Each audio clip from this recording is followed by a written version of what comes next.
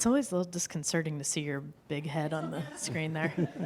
All right, so I'm going to change things up a little bit. We are at a software testing conference, but this came out from a couple weeks ago. There's some lively discussion on some of the Slack boards about why certain people aren't able to invest in their own career, right? And it was very disconcerting when I was reading some of the reasons why people were not either able or willing to invest in their own career and take back the driver's seat of their own career. So first of all, what we want to talk about is what are the reasons, what are the things that are getting in the way of us taking our career development? Yes?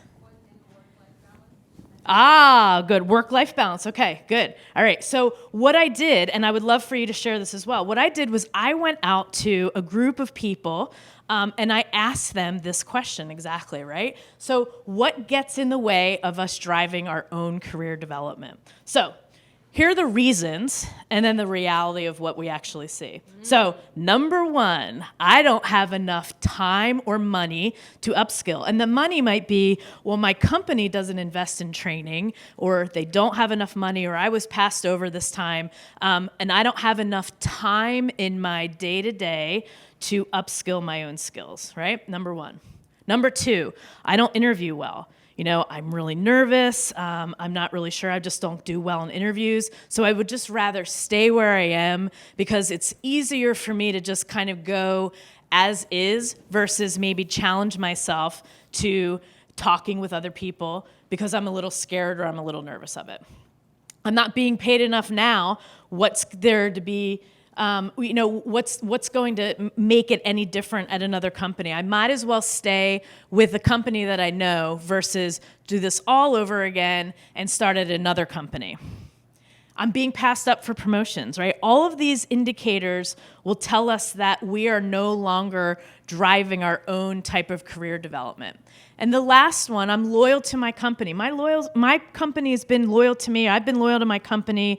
I've been here for 15 years, 20 years, and I'm doing okay. I like my company. I'm going to stay here. And so that creates an apathetic point of view of who's actually in control of your career development. And of course, the answer is you. But what we want to talk about is now that we've got some of the reasons of why we are unable to take charge and drive our own career development, let's talk about the reality associated with them. Well, I don't have enough time or money to upskill. Can you afford 1 to 2 hours per week for free training? The answer to that question, spoiler alert, is yes. Have you practiced? I don't interview well. I'm afraid to interview. I have a lot of anxiety around it. Have you practiced? And not the practice where, will you please come to me in a room and ask me a bunch of questions that I'm going to be asked about in my next job interview. It's actually talking to people about what you do. Because whether I like it or not, I'm interviewing right now for my next job. Okay? So are you. Number 3, I'm not being paid enough. Do you actually know what you're worth? Well, I know that Joe down the street just got a $10,000 salary, so I'm at least better than Joe. That guy's a piece of, So you kind of go through that whole thing, but do you actually know what your worth and compensation is? I'm being passed up for promotions. Well, who's getting promoted and why? And more importantly, have you reached out to that person? Well, no, we don't talk about salary or promotions, or my feelings are hurt because I didn't get that promotion. Why in the world would I go and talk to the person that did get the promotion? Now I'm just going to sit there and sulk because somebody got the promotion over me, right? I'm loyal to my company. The greatest question is, will your company be loyal to you? And spoiler alert, although we love to hear that companies take care of their employees, and they do. There are a lot, especially in tech. We are very, very fortunate to be part of an industry where the tables have turned a little bit and the employees have a little bit more bargaining power.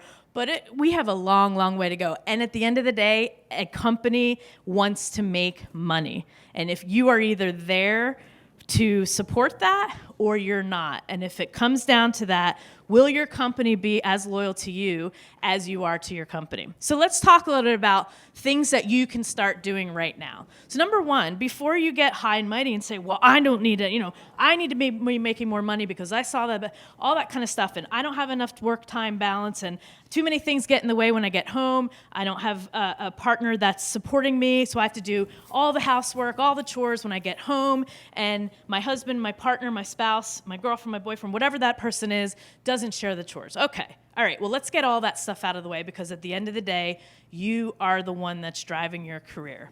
So let's say, know what sets you apart. Create a highlight reel. And how many of you know what a highlight reel is? How many of you have kids who are in high school and that may be going into some sort of collegiate career? You probably wouldn't know this, but I was a collegiate soccer player for 3 years. I played Division I soccer, and I had a highlight reel. And what that did was show all of the things that I did really well in my high school and competitive soccer playing. What it didn't show was all the things that I didn't do well, but that's what the idea about a highlight reel. So what I mean about a highlight reel is I like to do it every single time I start at a new company, whether I'm consulting or whether I'm as an employee. I create a PowerPoint or some sort of slide deck, and I go through monthly all of the things that we've done in that month. Big initiatives, right? Could be we introduced a unit testing strategy, or we introduced code review or something like that. And the idea is that you have this highlight reel open and available, and everything that you do something well, you add it. So when you can imagine, if you've been with a company for 2, 3, 4, 5 years, that highlight reel is going to be getting pretty big. But the idea is that it keeps everything centralized so that you know what you did well, and that you can share that either with your company and a new position or your next position. Ask for and give recommendations throughout your job. We tend to feverishly ask for recommendations when we've gotten fired, laid off, so we quit a job, something like that. The idea with getting recommendations is that while you've done something good and collaborative and meaningful, ask for a recommendation from your peers then and there. You don't have to necessarily post it, but by them giving you that recommendation, you avoid that very uncomfortable 15-person spam list asking for everybody for a recommendation on LinkedIn, because now you're in a position where you're looking for a job and you need those recommendations on there. Ask for them throughout and be scrutinizing with which ones you actually publicly display, but cycle those through. And also be just as generous giving recommendations, ideally unsolicited recommendations, in that manner with your colleagues as well. Treat your resume or your CV like a living document. Again, avoiding the feverish, I think I'm going to get laid off next week. Is my resume up to date? Well, if it says Melissa Tondi 2014, it's probably not up to date. So treat your resume and your CV like a living document and correlate those to the highlight reel. And don't be afraid to have a couple of versions of your resume on hand for different types of roles. Create and maintain your TAPs. I call TAPs our trusted advisors and partners. In my world, a TAP is about 5 people that I've either worked with or worked for that are outside of my company. These are people that know me, my strengths and my weaknesses, and there are a lot. Strengths, not weaknesses. No, just kidding. But these are people that know me well and that know enough about me that they can be mentoring, but more importantly, making recommendations on my skill sets and areas that I can improve, not just from my technical skills, but from my people skills, my management skills, my leadership skills, all that. Create and maintain your TAPs, and more importantly, reach out to them regularly, not just when you're in trouble or looking for a new job. That's one of the most annoying things as somebody who is maybe considered a TAP for other people, is that there are always those 3 or 4 people that the only time I ever hear from them is when they're looking for a job, and I never hear from them outside. Hey, Melissa, do you have time to go to lunch tomorrow at 11:15? And if you do, can you please let me know, and can you please pick me up, because I don't, so that we want to make sure that we are maintaining and flourishing, having a relationship with our TAPs that we flourish, because we're learning from each other through those. Maintain and create a 2 to 4 person TAP network for people, for you, ideally outside of your company, but if not, maybe only limit them to 1 or 2 people within your company. These are the people that you are going to continue to maintain relationships with anywhere from 2 to 4 times a year. Okay, so now that you know what you've added, now know the gaps that you need to fill. And this is the dose of reality. Work the job boards. Yep, well, I am an expert in AI. I'm an expert in ML. Really? Let's see. Let's look at some of those companies that are hiring in your neighborhood or in your state or nationally, and make sure that if you are a QA, senior QA with automation architect types of skill sets, are your skills as relevant outside of your company as they are within? There's nothing more discouraging than to have gotten all these types of promotions within your company that you've been with for 10 plus years, and then all of a sudden those skills don't translate out to other companies. And that's one of the biggest hurdles that people who've chosen to stay and be loyal to their companies find when they wind up looking for other jobs outside of their company. Who's hiring for those skills, and where do your skills honestly measure up? Talk to others outside of your company. Again, it's one thing to be a senior QA in company ABC that you work for. Is that senior QA the same in different companies, especially those that you're interested in the work that they're doing, or possibly could be working with them in the next case? So we call them collectively the community. And you know what's a great place for community? PNSQC, okay? So do you see what I'm getting at here? Make a plan to address those gaps and follow through. There's one thing to vent and to have all sorts of conversations about how we don't have time, we're not making enough money, but at the end of the day, if we can't execute the plan and how we address, all you are is just going into a voice chamber, and all those echoes are coming back to you only. So let's talk a little bit about what we're looking for. So let's be really honest. When I'm looking for a job, sometimes compensation is my number one. There is a number right now in my mind that if any company anywhere in the world offered me this salary, I would take it, okay? I would take it. That number could be very different than yours, and it's definitely very different from my partner who would wind up having to come with me. But there is a number. Know your number. Your next step may, you know what, I don't have enough creative license and I want to learn a little bit more. You may need to take a lower salary in order to be able to do that. That's okay. You may want to work for a particular company. Hey, I've heard about this company called Google. Has anyone ever heard of it? I've heard they're doing some really cool things, right? The idea is that when you look at, there are basically 4 components of why we wind up looking outside of our regular company. And the 4th one is we want to work with great people, whether we've worked with them before in the past, or if we want to know that we know that the culture of that company has great people in there. It's okay. And some of you may have a combination of one of these, but it's okay to be compensation driven given where you are in your career. It may be okay to take a compensation hit or to stay steady with your compensation because you happen to have a name or brand associated with the company you're working with. The idea is that you have to be honest about what your next step is. Okay, so I don't have enough time or money to upskill. All right, I gave you already a preview. Can you set aside 1 to 2 hours per week?